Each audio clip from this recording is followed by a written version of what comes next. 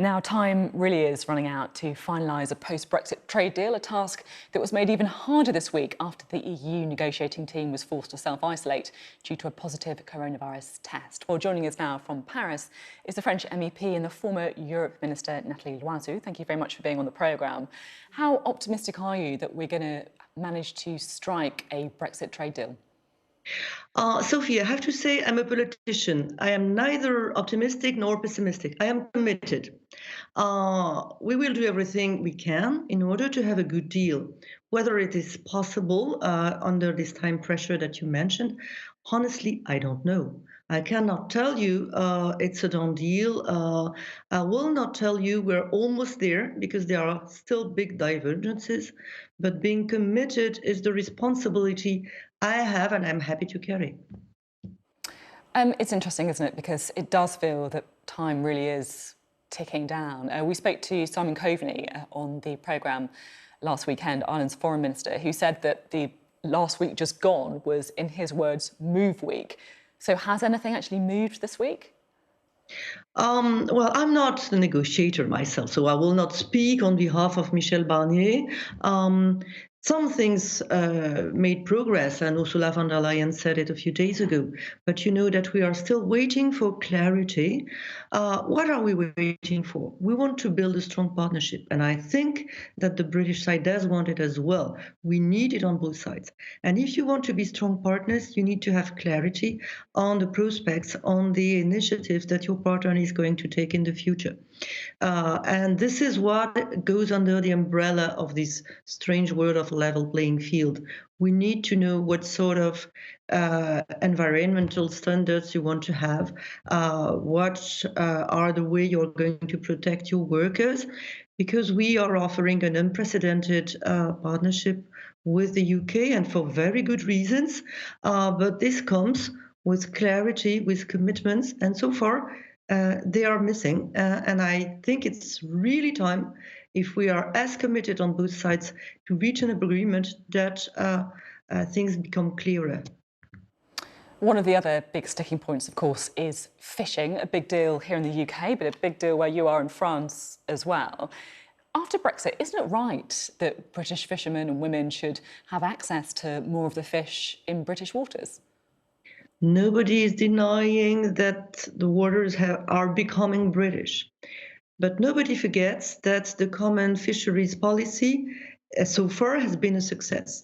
It provided with sustainable fishing and decent incomes on both sides. Why should we ruin something that works? Let us try to find a solution which is sustainable, balanced, long-term, so that fishermen on both sides don't pay a price for a decision which was not taken by European fishermen.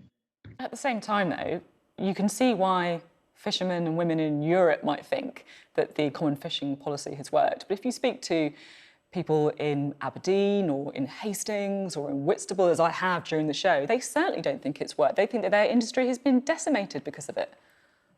Well, they were choices which were sovereignly made because UK has always been a sovereign nation, and that's good.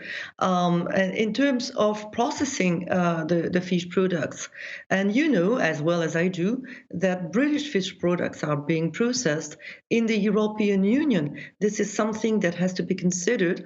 I think we should work on reciprocal access to waters as well as reciprocal access to markets. It's in both interests of the Brits and the Europeans. So let's fix it. It's interesting because if a deal is agreed that French fishermen don't feel gives them enough access to British waters, there's been talks of blockades in Calais. Do you think we could see disruption? Well, I think that it will not happen because there has to be a satisfactory fisheries deal. If there is to be a free trade agreement, this is the European mandate which was given to Michel Barnier. And you're mentioning France, and thank you for that, but we are not the only fishing member state in the European Union. And as you know, fisheries is a European policy. So this is something that is shared by all member states, has been from the beginning of the negotiation, and has been repeated throughout the negotiation. And it is not intended to hurt anyone. On the contrary, it is intended to prevent workers to be hurt by a decision, Brexit, which is supposed to provide for a better future for the UK. Well, we could discuss it, but I'm not discussing it right now. But it is not supposed to hurt people in the European Union. We are partners. We are not there to be adversaries for our future. I think this is the worst thing that we should do.